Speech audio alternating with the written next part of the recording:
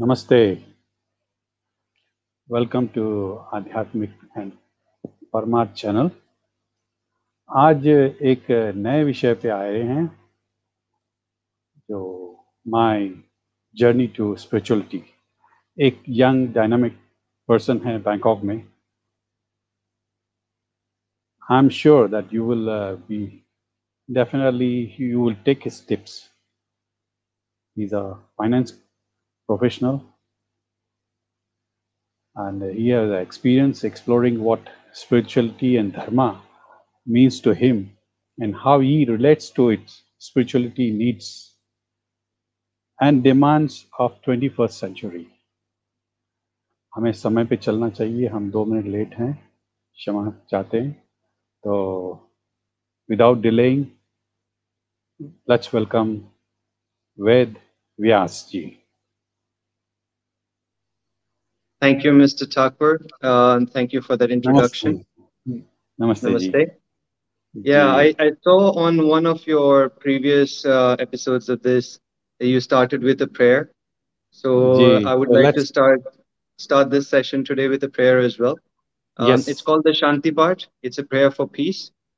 yes Um, Om Dyauhu Shantirantarikshakum Shantihi Prithivi Shantirapah Shantirokhadhayah Shantihi Vanaspatayah Shantirvishve Devah Shantirbrahma Shantihi Sarvagum Shantihi शांतिरेव Shanti Sama शांतिरेधि Om Shanti Shanti Shanti ji fantastic. You started with the prayers. Actually I start today. You have done very good. Thumbs up to you. if Yes. you want to say a prayer, we can say another prayer. That's perfectly fine. No. It's at the end we'll say another prayer. Yes. All right. Now, Okay. actually, I'm very excited. I was very excited to see you on a show because previously I've been calling all the elderly peer persons. Today I have the young dynamic person over here. So let's go. Let's see viewers listen from you how you came into the spirituality, how it attracts to you, and how in a young age, mostly in Bangkok, people definitely say Bangkok में लड़का ऐसा so, so I'm catering this especially this episode for the youth, the young people. तो spirituality सब में है, लेकिन कई अलग अलग तरीके से दिखाते हैं। कोई एक संस्कार जो हैं जो आपके घर से मिले हुए हैं। तो लेट्स स्टार्ट विथ यू। चलो आप अपना छोटा सा इंट्रोडक्शन दीजिए। बैंकॉक में पैदा हुए हैं, बैंकॉक में जी Yeah, sure. And please feel free to interrupt me at any point. Ji It's not an easy topic to talk about spirituality. It's basically all encompassing. It covers pretty much all the aspects of our lives. But I'll try to share a bit about my personal life and see if I can take the audience on a spiritual journey with me.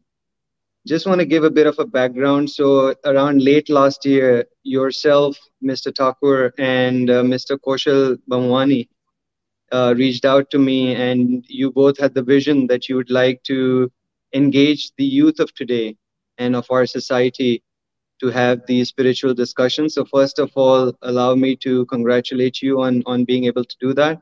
Um, Unfortunately and very sadly, a week after we had that discussion, Mr. Kaushal passed away very untimely. So today's discussion I dedicate to him. And he was that's very fine. keen on having these sessions, particularly being interactive and engaging the youth. So I think we will all do a great service to him if we, especially the younger member of the audience who are joining us today, at any point, if you would like to interrupt, I mean, I'm sure we can have a discussion after we are done here as well. But if at any point you guys want to make this interactive, stop me, ask me questions or anything like that, then I think that will be very, very beautiful. Yeah, viewers So, gonna put their questions on a screen, so we'll see that and we'll okay, reply to that great. one. Yeah. Yeah, that's Yes. very useful. All right. So let's fasten the bells, and your journey starts from now on. Thanks again, Mr. Thakur, for giving me this platform. So, yeah, I just want to share with you guys my life story of where it began, what sort of adventures I went on, and where have I ended up today, and what sort of message I might have for you guys who are joining us on this call. So, I was born in 1986 in India at a popular tourist destination called Mount Abu. It's in Rajasthan, bordering Gujarat. And both my parents were working there as teachers at that time. And there's actually a very nice little anecdote from that time. So my parents, they were working for a school which was under the tutelage of a monastery. And there was Swamiji, a monk, who used to live there, and he was very well respected. And my parents would go and visit him on a weekly basis. And one day my parents went there, and the Swamiji just looked at my dad and he said, Mahadevji is about to come, please make preparations. And my parents had no idea at that time what he meant. And it was only later that they found out that my mother was pregnant with me. And he always referred to me as Mahadevji is about to come, so get ready for this. So I guess, spirituality in my life, spirituality really goes before I was even born as well. And really, well before that time, Mr. Thakur, you know my father well. He's working here in Bangkok as a priest. Um, his education in India was the traditional Gurukul, studying under Guruji from a very young age, and studying Sanskrit and the traditional Hindu Vedic wisdom, which has been passed down to me as well. So that's where I was born, in Mount Abu, and it was announced by the Swamiji beforehand. While my mother was pregnant, she was also reading a book called 𝐒𝐲𝐢𝐭𝐮𝐚𝐥, which is the biography of Sri Shankaracharya. So Mhm. there was all this divine wisdom coming before an early age as well. And both my parents were teachers as well. And I guess that's where I get a bit of this sense of wanting to give back to the society as well. And I'm very grateful to them for that. Around the age of 5, I was reading a children's storybook and I saw some very nice pictures in there. And one of the pictures was of a very cute little baby. And I went to my parents and I said, I want a cute little brother like this. And so I got a brother. So life was very divine, very magical in the early parts for me. And then my father moved to Bangkok, and a couple of years after that, we moved to live with him over here as well. And my early childhood years were spent growing up in a temple where there were all these great speakers coming and giving lectures and giving sermons, and a lot of great holy people from India and all around the world would visit. Obviously, at that time, for a child to be able to comprehend all of these things was a bit beyond me.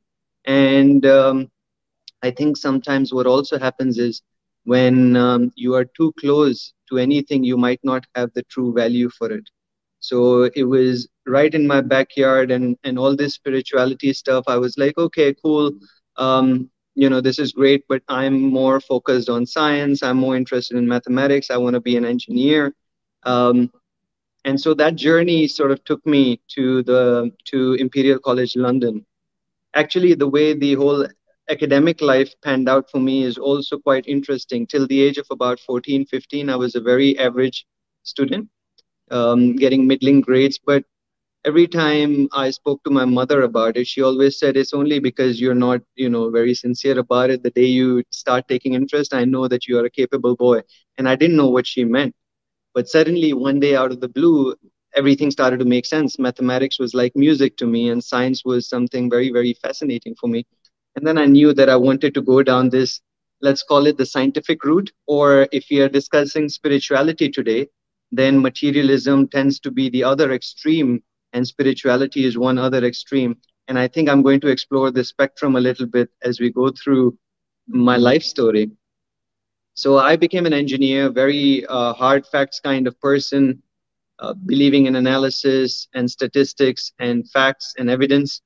And it was a beautiful journey going to Imperial College to London to studying with some great people over there.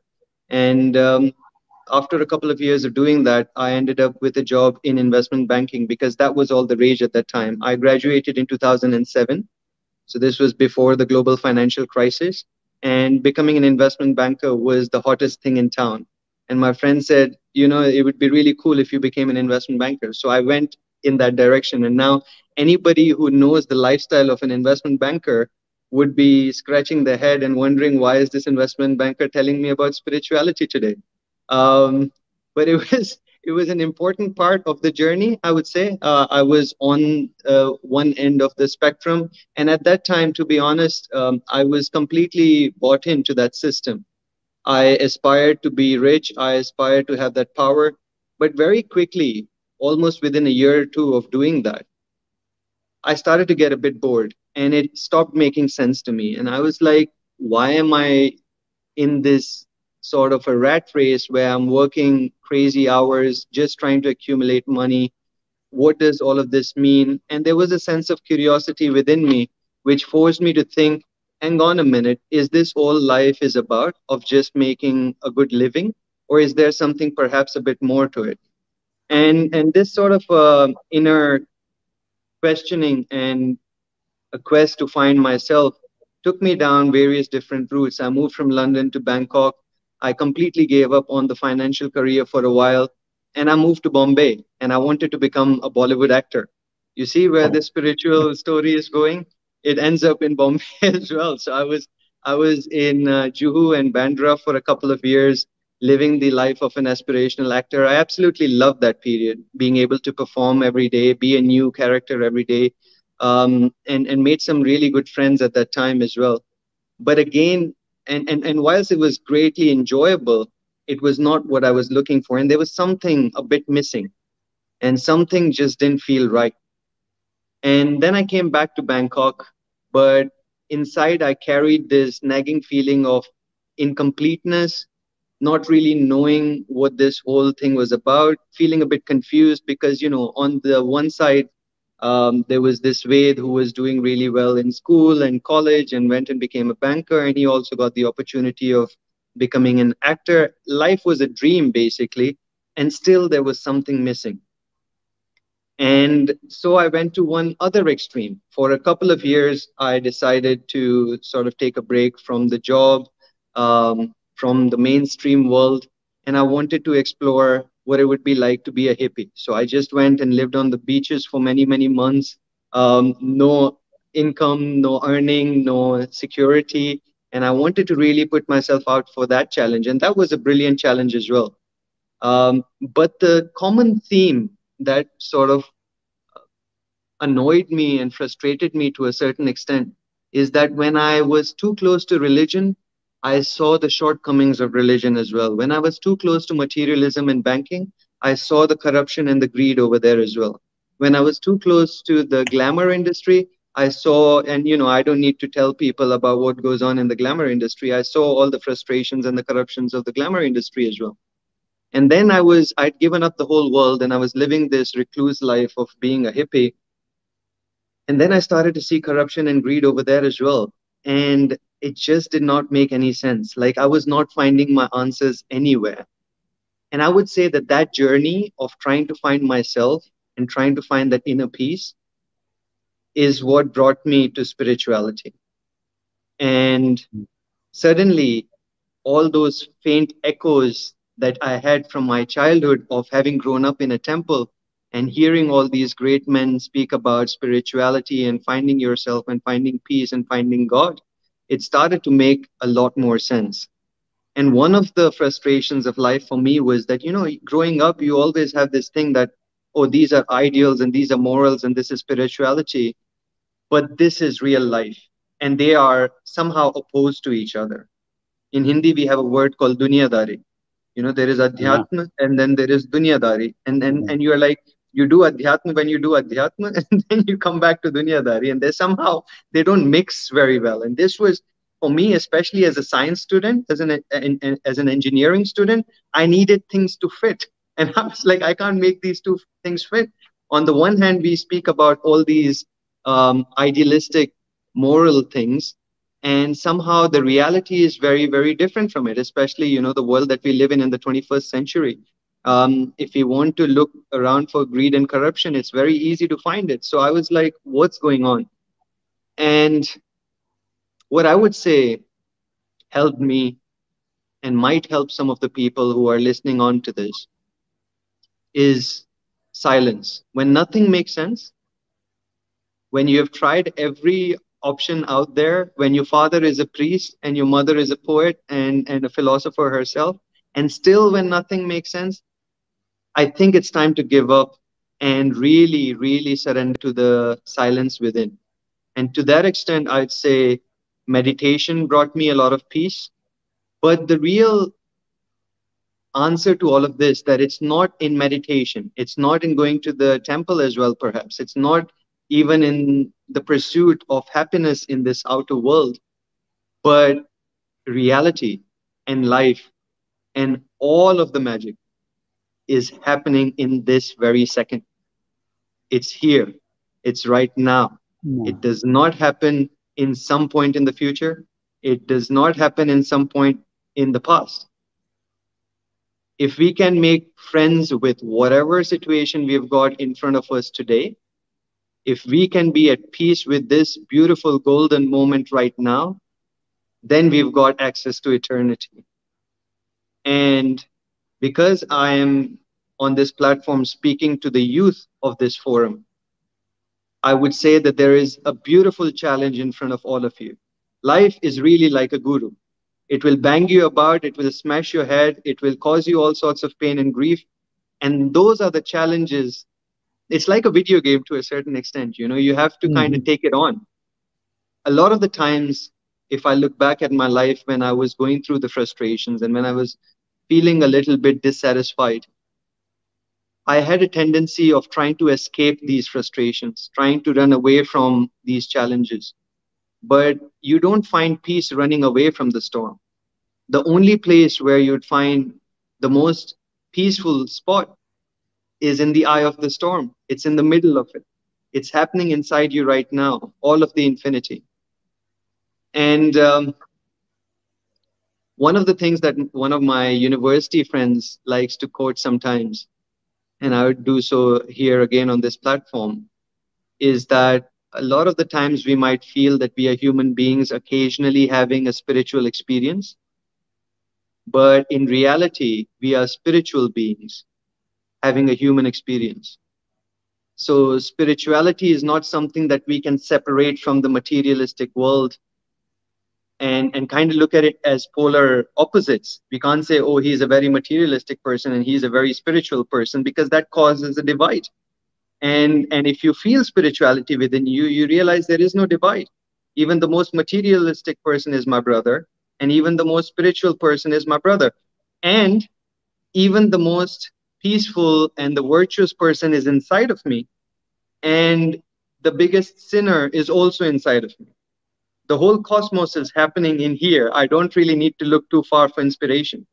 A lot of the times, if we take this view that we are somehow detached from reality, that there is a Ved or there is a Mr. Thakur who is separate from this world altogether, then we can start to make a lot of new stories in here. And that can cause the illusion that somehow we are separate and we are not spiritually connected and we are only materialistic, or we are agnostic or atheist or Hindu or Sikh or Muslim or whatever. But in reality, this is a great dance and a song that's got all of us in it, whether we like it or not. And it's beautiful if we come to realize it. It's a beautiful, being spiritual just adds magic to your life. You can call it anything. You can call it your inner peace. You can call it God. You can call it your best friend. You can call it a support system. But it's really, if one is wondering whether I should be spiritual or not, or should I at least give this a try, then it's a matter of what sort of perspective that you want to live with. Because a lot of the times, especially in pop culture, the way the scientific thought kind of goes, it tries to distill the human condition down to matter, into atom, into subatomic particles, and then it says that that's an unintelligent form of life. and all that we are made up of is a complicated set of that unintelligent form. So we are nothing. And we are this tiny, tiny, tiny little thing in this vast, vast cosmos. We are nothing. And it's a perspective that puts down the human condition. It makes little of our human condition. And it's having very significant impact on the way that we live lives.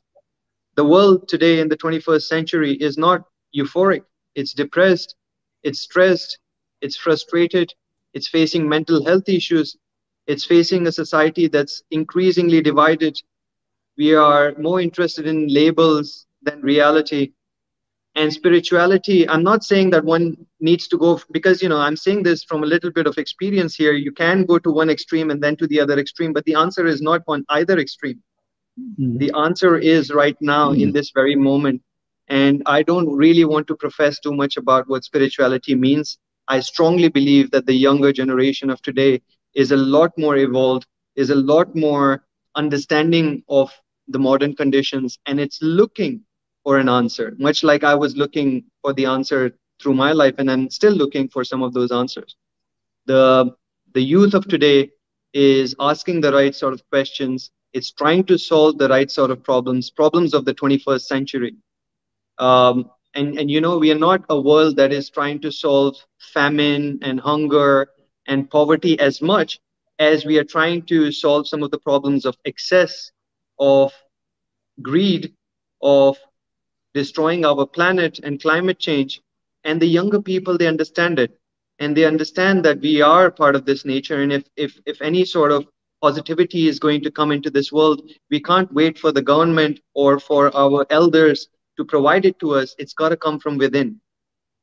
And in that respect, I would say I would love to hear what spirituality means to some of the younger people joining us on this call today, rather than go on and on talking about my own personal experience. But that, in essence, has been my story. And that's where I draw some spiritual wisdom from as well. Yeah, Ved, I want to ask you whether, like, we have, since your name is Ved, so on Vedas and spiritual books, what we have a Bhagavad Gita, what you have taken from that? Does it, in that one, have you taken something which has brought you to this level? Does that impact you? Bhagavad Gita, I think that's how Absolutely right, our, because the you see, the thing that we have to emphasize here is, because our recent journey as a society has been predicated on the scientific revolution, and the scientific revolution really came after the Middle Ages, where there was a lot of superstition, there was a lot of chaos, and there was a lot of disease.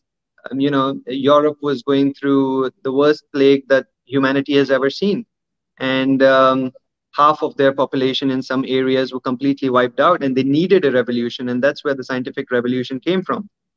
But the way the scientific revolution thinks of itself is that time is linear and societal evolution is linear, and we get smarter day by day. And there is some truth to that.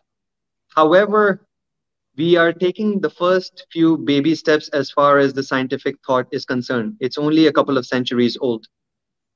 If we look back at the entirety of human history, and even the early human civilizations, then there have been some great scholars and sages who have thought about time, who have thought about reality on a completely different dimension. I don't know how they got there, but they managed to get there. And what they managed to do was they managed to see reality for what it is. And the word rishi, it comes from the element ri, which is in Sanskrit to be able to see. My name, Ved as well, or the Vedas, they also come from the root word of vidya, which means to be able to see, that is visible. In fact, this is the same root word that goes all the way into modern day English and becomes vision and video. And we share a lot of these roots with the global languages. Anyway, so my point is, these rishis, these sages who wrote the Vedas, who wrote the Bhagavad Gita and stuff like that, they were able to see humanity and the human condition beyond the cyclicality. Life and history tends to go in cycles. We have the good times, and then we take the good times for granted, and then we see the bad times, and then in the bad times we all unite together, and we are determined, and we recreate those good times. And so history goes on and on and on. So I wouldn't say that the scientific thought is yet comprehensive in the way it looks at the human condition, but a lot of wisdom has come to me through the Vedas, through Bhagavad Gita. Now, not directly, I've not been a scholar of those things myself, but like I mentioned earlier, my dad is a priest. He is studied in the traditional way of Hindu philosophy. My mom is very curious about those things as well. So these are discussions that we have had very frequently in our household, and I'm very privileged to be in this sort of an environment where these type of things are being discussed within the family. Um, the prayer that I said at the start, it also comes from the Vedas, and my father has been kind enough to share with me a lot of shlokas and mantras which have given me, and he just doesn't tell me the mantras, he tells me the meaning behind that as well.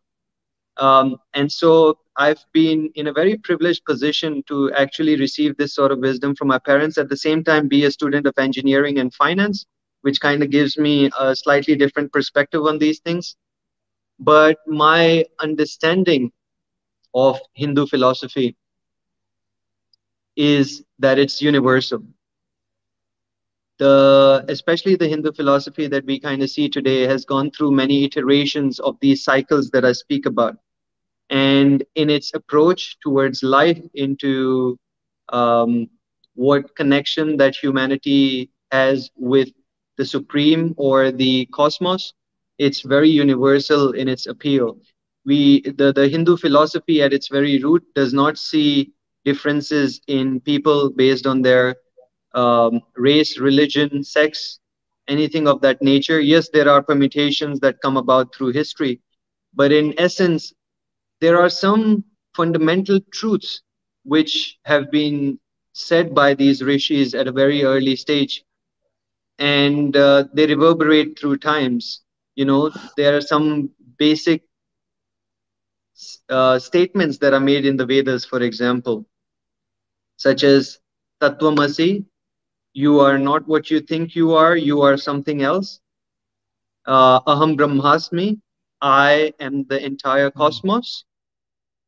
And these are not just things that now relate to the Hindu religion anymore. In fact, there is a huge appeal for the modern day scientific community to come and explore these things in the Vedas, because that's the sort of a species that we are eventually becoming. Our game is no longer about, hey, that's my piece of land and that's my piece of land. In fact, we are living increasingly in a world where we are thinking about colonizing Mars, and we are going to be an intergalactic species. And no longer are we going to be satisfied by philosophies that are narrow minded. And in saying so, I would say some of the core founding principles of the Hindu philosophy are very universal in its appeal. Having said that, I would also say that this is not unique in any way to the Hindu way of philosophy. I have also been curious enough to explore Buddhism and Taoism and Zen Buddhism. And, there are these little nuggets of wisdom, which are very, very simple, which are stuff that you hear from your grandmother or a nice little fellow on the street. And you sometimes take it for granted that you should be a nice and kind-hearted person, that you should be generous, that you should take care of your loved ones, that you should take care of people in the society. Some very simple nuggets of truth, not even wisdom, that we take for granted, that have reverberated around history. And the whole world pretty much speaks the same sort of language. One particular reference that comes to my mind over here is, let's take the Sanskrit word jnana. It means wisdom or knowledge.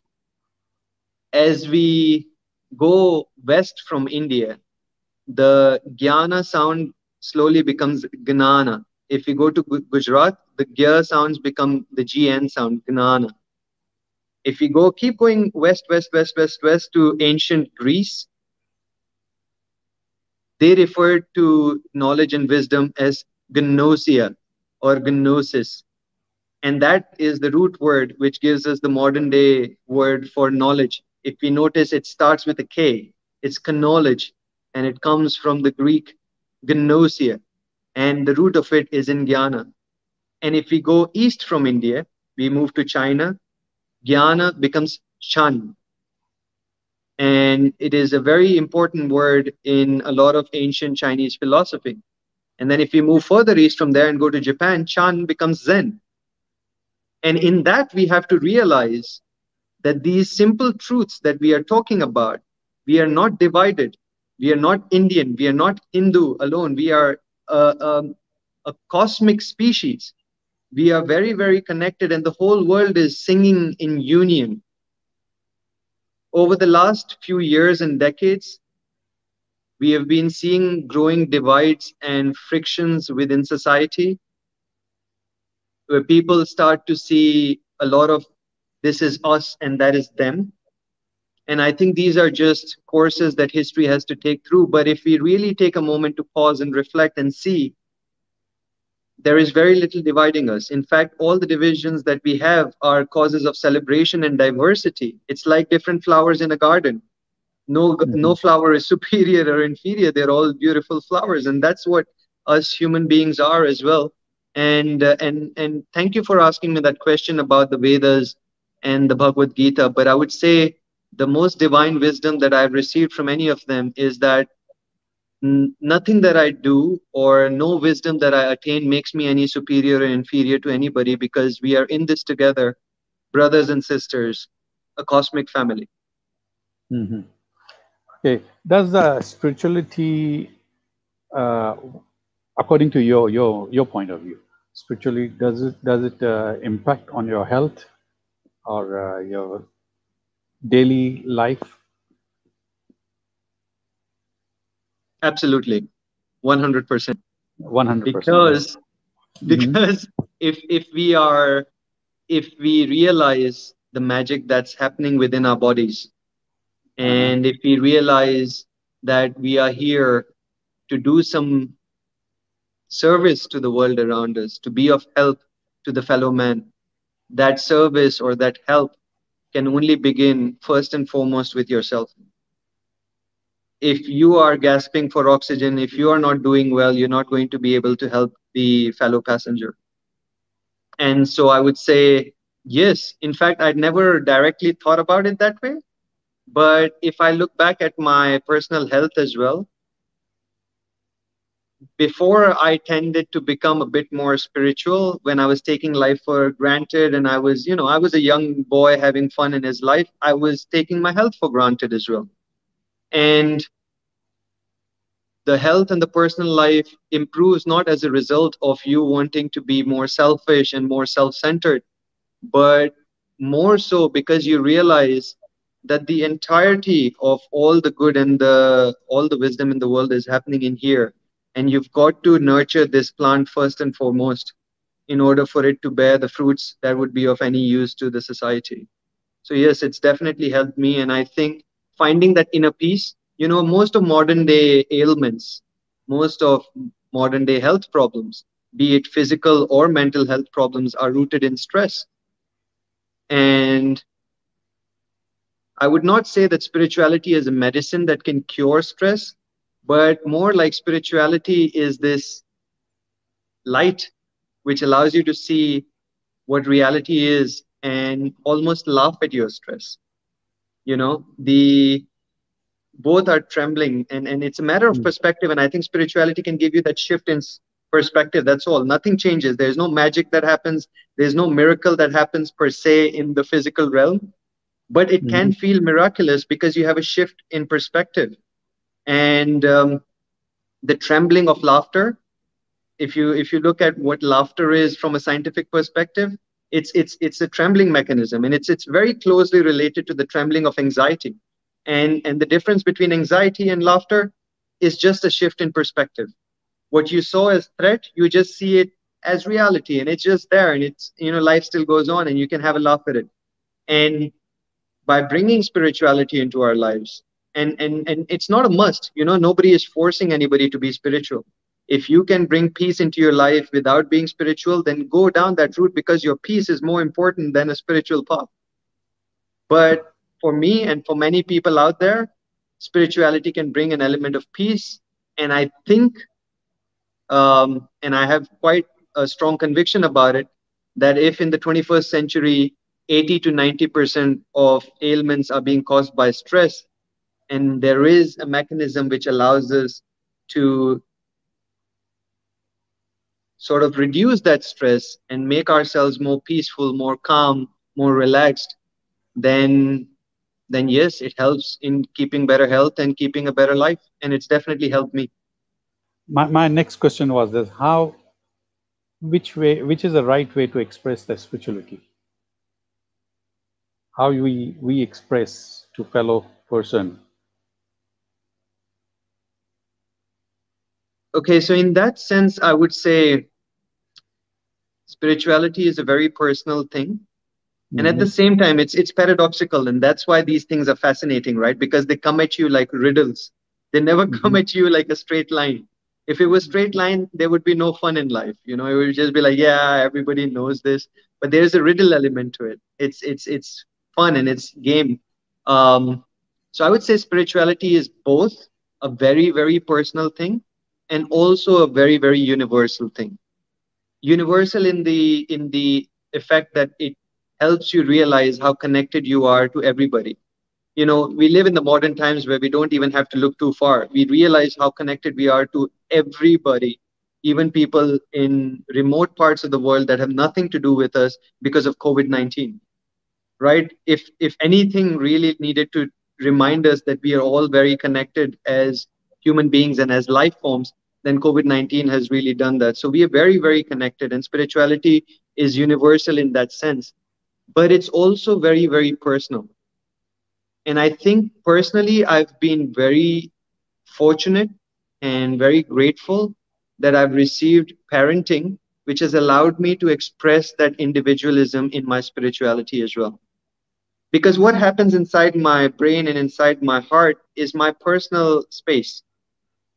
The way I choose to express it is a very personal choice.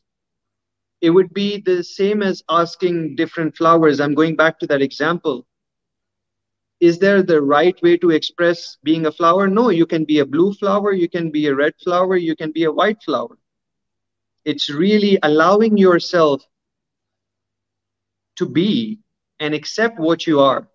If you are a businessman, then you can be very spiritual as a businessman. If you're a doctor, you can be extremely spiritual being a doctor. If you're a butcher, you can be very spiritual being a butcher.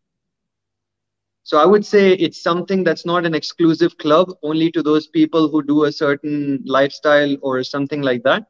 But it's really something that we can all find within ourselves if we are curious enough. How you start your day?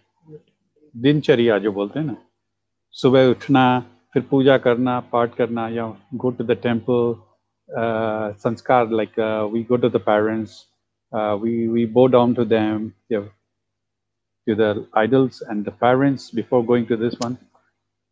I want to know about the young like you. You still do it? I know your sanskar is like this in your family. Yeah, I I've want to been know very you. blessed in the department of sanskars.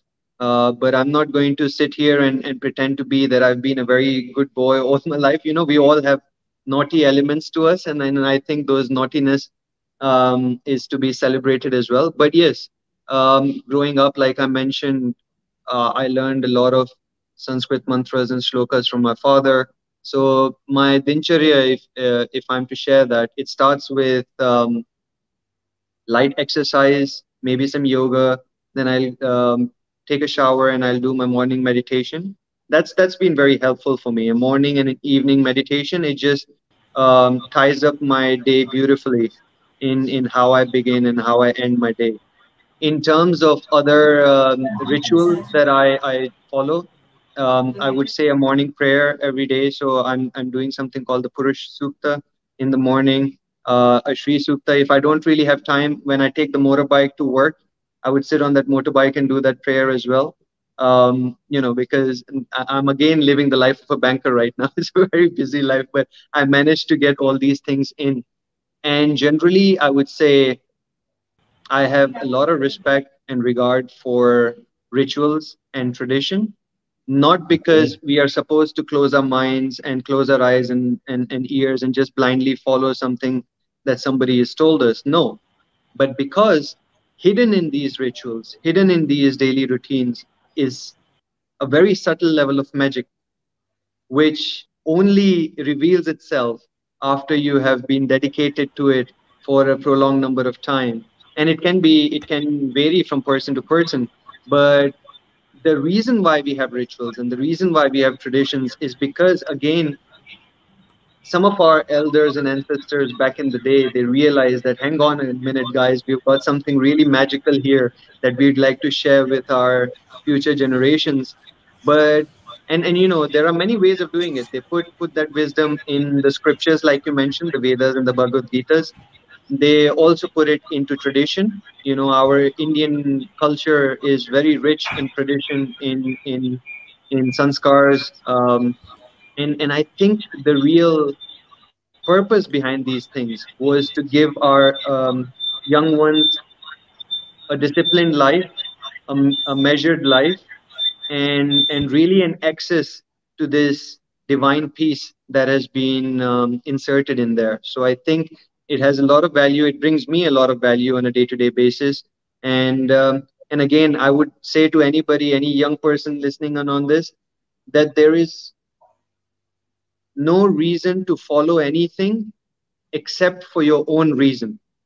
Find that reason, because then that is going to be your reason. I see a lot of young people have a very rebellious side to them. I've had a very rebellious side as well. Not so much in my acts, but more so in my thought, because I was curious. I was like, hey, hang on a second, this doesn't really fit and this doesn't really work. So let's explore, let's find out. And I think that's something that the young people are very good at doing, very capable of doing.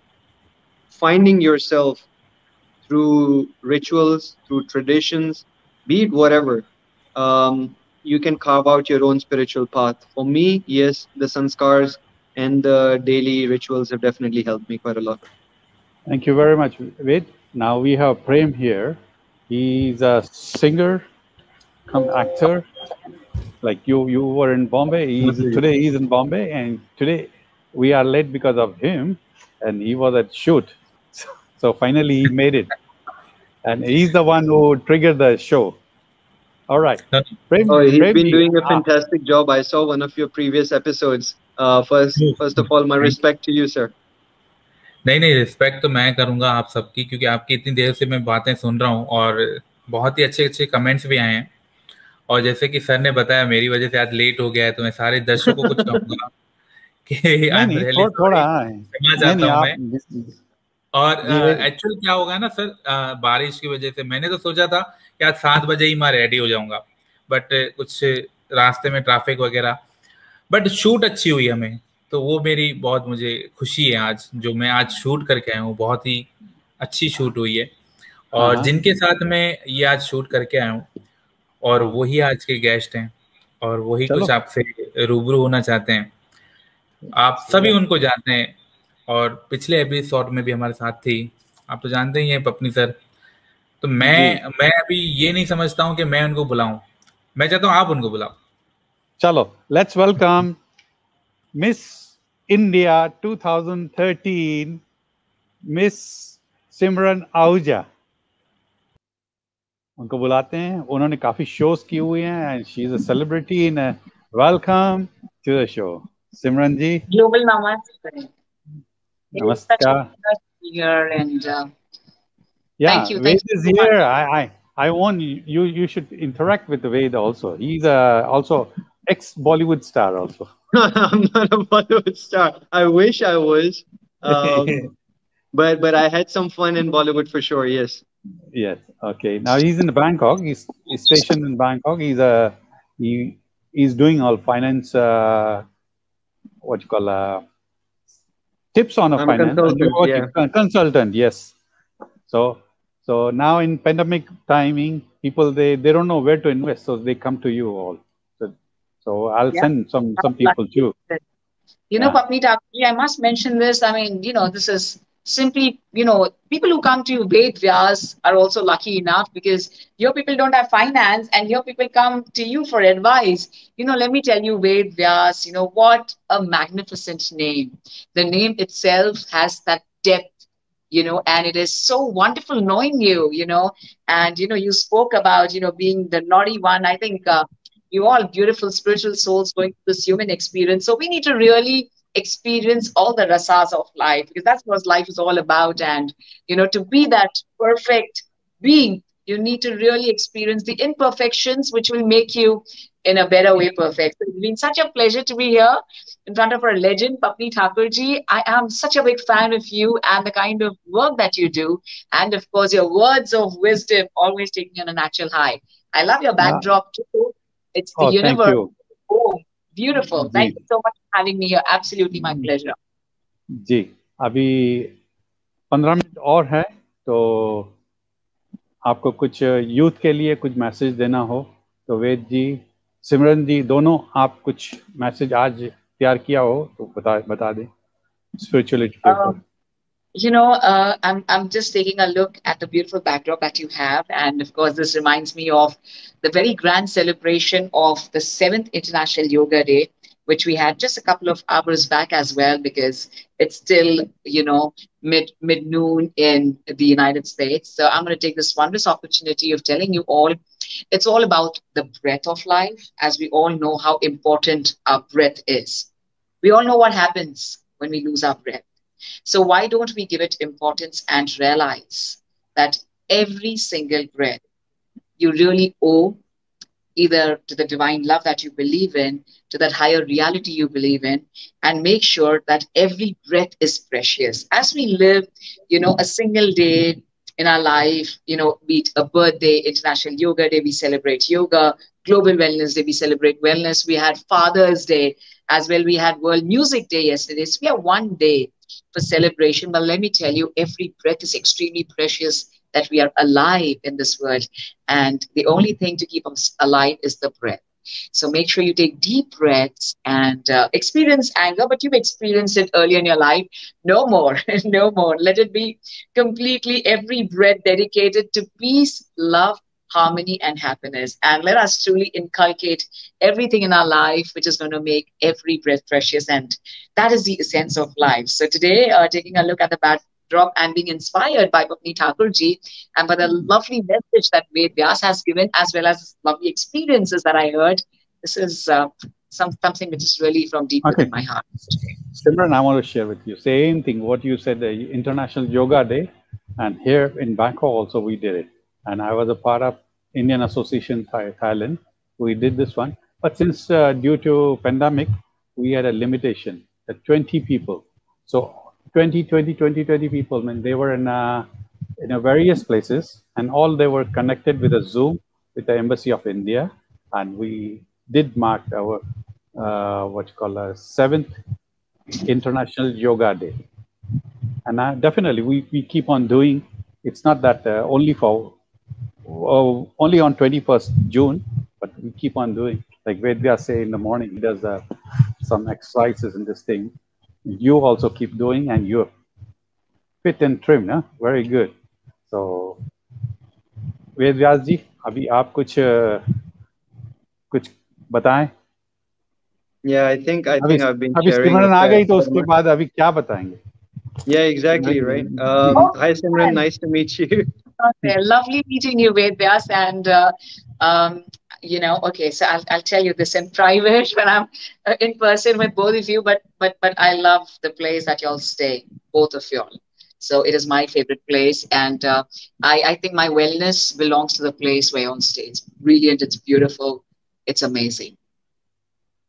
Yeah, thanks for those kind words. We love this country as well, and the city we live in. It's the city of angels.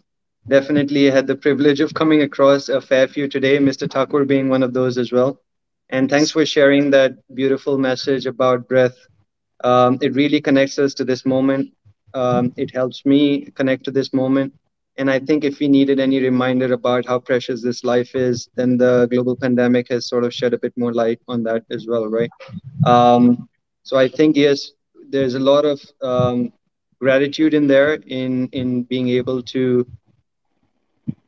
breathe, in being able to be aware of our breath, and in being able to connect to this very moment, which is also precious. ठीक है, अभी बोलते हैं ना, समय से हमें बदलना पड़ता है। जो पुराने जो लोग थे और अब हैं, हमें समय से बदलना पड़ता है। And definite we need a change, और चेंज के साथ हमें बढ़ता जाना है आगे।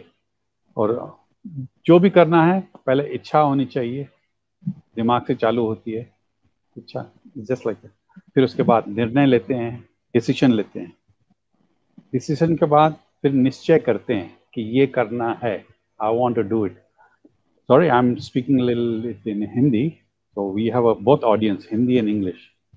So जी जी जी, तो इच्छा, निर्णय और निश्चय, ये 3 वर्ड आज का जो मैंने चूज किया था, मैंने सब व्यूअर्स को बताऊंगा। ये 3 वर्ड्स डेफिनेटली रखना। कई लोग खाली इच्छा करते हैं, मुझे ये करना है वो करना है, लेकिन आगे नहीं बढ़ते हैं। उसके बाद नेक्स्ट, जब इच्छा की है मुझे चांद पे जाना है, तो लोग बोलते हैं मुझे चांद पे जाना है, लेकिन उसके बाद निर्णय करते हैं मुझे इस तारीख को जाना है, इस रॉकेट पे जाना है, तो फिर उसके बाद उसमें चढ़ना है। फिर निश्चय कर देना, भाई आज मैं जाऊंगा, उसके लिए प्रिपरेशन करेंगे। सो दिस इज, हर एक प्रोग्राम जो भी करते हैं दुनिया में, जिंदगी में, तो हमें ये 3 बातों को जरूर ध्यान देना चाहिए। सिर्फ इच्छा नहीं करनी, उसके बाद एंड में निश्चय भी जरूर करना है, उसके बाद बढ़ना। जो हमारे सलमान खान का भी एक डायलॉग है, एक दफा मैंने जो कह दिया नहीं सुनता हूँ। हाँ हाँ, तो ही finally does it that one. तो हमें कुछ भी करना है तो फाइनली डज करना है। जो मुझे ये शो करना है और शो किया, और मुझे वेद व्यास को बुलाना था, आए थे, थैंक यू वेरी मच, आज इस शो पे आए। और व्यूअर्स को मैं कहना चाहूँगा, if you have any comments और any questions, please write to us and we'll get back to you. और हमेशा प्रेम जी कुछ न कुछ एक भजन या कुछ न कुछ गाना सुनाते हैं, गुनगुनाते हैं। तो आज चुप करके बैठे हैं, तो मैंने सोचा एंडिंग में कुछ भजन या कुछ आज क्या शूट करके आए, वही गुनगुनाए। वाह, वो तो बहुत ही स्पेशल है। मैं जरूर कहना चाहूंगी कि बहुत ही खूबसूरत, माशाल्लाह, इतना सुंदर गीत है वो। लेकिन उससे पहले पपनी ठाकुर सर, मैं इतना कहना चाहूंगी हमारे व्यूअर्स से फॉर टुडे स्पेशली, कि जहाँ से हमारी शुरुआत हुई, जब मैं इस शो में आई अबाउट वेरी इंपॉर्टेंट फाइनेंस, तो आप सबसे कहना चाहूंगी आपको गाइडेंस चाहिए फाइनेंस पे, जो बहुत ही इंपॉर्टेंट एस्पेक्ट था। फाइनेंस से मैं ब्रेथ पे आ गई, तो प्लीज वेद व्यास के साथ कनेक्ट कीजिए, बिकॉज मैं भी वही करने वाली हूँ। I am going to connect with on how to invest and make the most out of this point of time and know where you'll really gain and gain benefits out of this. And time for us to listen to a beautiful song by Prem Bhartiya. जी, mic off. Sir, अभी आपने song के बारे में बता ही दिया है, तो क्या बताऊं, आपने बहुत अच्छी अच्छी बातें की। मैंने इतनी देर से सुन ही रहा था आपकी सब बातें, और सिमरन जी के साथ भी आज काम करके बहुत अच्छा लगा, क्योंकि इतने दिनों बाद जो वर्ल्ड सिंधी छेज बनाई थी हमने, उसके बाद कुछ नया करने की कोशिश की है, और वो क्या रंग लाती है वो तो एडिटिंग के बाद और रिलीज होने के बाद ही पता चलेगा। लेकिन जैसे आपने बोला कि आवाज आ रहा है कुछ, वो आपका ही आ रहा है प्रेम जी, आपके इधर ही है। हेलो प्रेम जी, तो आपके इधर ही रिवर्ब एक्चुअल नेटवर्क इशू है यहाँ पे, लेकिन जी चलो, नेटवर्क इशू है तो फिर वी एंड विद। एक्चुअल क्या हो गया ना सर, मैं आपको बताता हूँ जी, कि मैं जहाँ से आ रहा हूँ वहीं से ही सिमरन जी भी आ रही है। हम अभी शूट करके खत्म करके अभी आए हैं, तो वॉइस थोड़ी क्लैश होगी, क्योंकि यहाँ इंटरनेट एक ही हॉल में है, तो मैं कहीं और बैठा हूँ, सिमरन जी वहां बैठे हैं। तो मैं गाऊंगा, कुछ गाऊंगा, लेकिन पपनी सर आप कुछ बताओ तब तक। नहीं अभी मैं गा के खत्म, क्योंकि हमारे पास 6 मिनट है। ओके, 6 मिनट है। तो 6 मिनट के लिए वेद जी, आप अभी कुछ हो तो आप बताएं। Okay, I was looking forward to Premji singing something, ji but I would just go back to thanking you, Mr. Thakur, for having me on this platform, for connecting with these wonderful people. And yeah, again, my main message to the youth of today, as far as spirituality or anything is concerned, I have a lot of respect for the younger people. I've come across a lot of people younger than me who have inspired me, who have shown me that, they are doing the right things to make this world a better place. They are thinking about the problems of the 21st century and solving them daily. So there's not much that I can really guide them onto, except share with them my own personal journey and say that, they enjoy their own personal journey. It's precious and it's magical and it's beautiful. So go out there and enjoy your spirituality. And if you're not in the mood of being very spiritual as well, then enjoy it nonetheless. Just have a good life and yeah, make the most of it. Thank you. अभी बचपन की याद करें तो मुझे याद आ गया कि मैं स्कूल में जब था तो वो प्रेयर्स करते थे मॉर्निंग में। तो अभी वो प्रेयर मैंने आज नोट किए हैं, तो I will share with you. तो छोटा सा गीत जो हम रोज सुबह को गाते थे। दया कर दान भक्ति का हमें परमात्मा देना, दया करना हमारी आत्मा को शुद्धता देना, दया करना हमारी आत्मा को शुद्धता देना। हमारे ध्यान में आओ प्रभु, आँखों में बस जाओ। हमारे ध्यान में आओ प्रभु, आँखों में बस जाओ। अंधेरे दिल में आकर के परम ज्योति जगा देना, अंधेरे दिल में आकर के परम ज्योति जगा देना, दया कर दान भक्ति का हमें परमात्मा देना। बहा दो प्रेम की गंगा, दिलों में प्रेम का सागर, बहा दो प्रेम की गंगा, दिलों में प्रेम का सागर। हमें आपस में मिलजुल कर प्रभु रहना सिखा देना, हमें आपस में मिलजुल कर प्रभु हमें रहना सिखा देना, दया कर दान भक्ति का हमें परमात्मा देना। ये छोटी सी प्रेयर थी जो बचपन में गाता था। थोड़ा काफ़ी सालों के बाद, आज मुझे 50 साल हो गए, तो ये प्रेयर आज मुझे कहाँ से बैठे सुबह को बैठ के लिख रहा था। And there are certain words I have to correct. Maybe next episode I am going to sing in a proper way. नहीं सर, नेक्स्ट एपिसोड से मैं प्रॉपरली गाऊंगा। आज तो आपने बहुत ही अच्छा गाया है। और जैसे कि आपने बताया ना सर, वो कि इच्छा और जी 3 आपने टॉपिक बताए थे। कुछ एक टॉपिक मुझे भी याद आ रहा है कि बहुत सारे लोग ऐसे होते हैं कि किसी के कहने पे चुप हो जाते हैं और कुछ करते नहीं है, कि इसने ये कहा है और ये बहुत ही खराब बोल दिया है मेरे बारे में, और डिमोटिवेट हो जाते हैं। मैं चाहता हूँ कि इसके बारे में भी कुछ आगे एक लेक्चर होना चाहिए नेक्स्ट ट्यूसडे को। बट उनके लिए मुझे तो ये याद आता है कि कुछ तो लोग कहेंगे, लोगों का काम है कहना, छोड़ो बेकार की बातों को, कहीं बीत न जाए रहना। कुछ तो लोग कहेंगे तो कुछ तो लोग कहेंगे, मैं चाहता हूं कि नेक्स्ट एपिसोड सर इसी पे हम करें, कुछ तो लोग कहेंगे।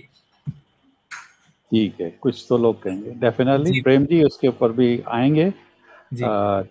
तो आज thank you very much Ved Vyas जी, आपने अच्छा वक्त दिया। प्रेम जी एंड सिमरन जी भी आई थी और उनको भी बोलना thank you very much that she came over after, I know they were rushing from one two another and they have another this one after dinner they are going for another program another shoot something. Okay, thank you very much. Before closing that we have a small prayer. Sarve bhavantu sukhina, sarve santu niranmaya, sarve bhadrani pashyantu, ma kaschid dukha bhag bhavi. Om Shanti शांति शांति। ये Covid के time में सब खुद का ख्याल रखना, अच्छी तरह से जो प्रिकॉशंस हैं जो गवर्नमेंट दे रही हैं, इंजेक्शंस जो भी हैं लेना है टाइम पे, अपना ख्याल रखो। With this one, good night, thank you very much.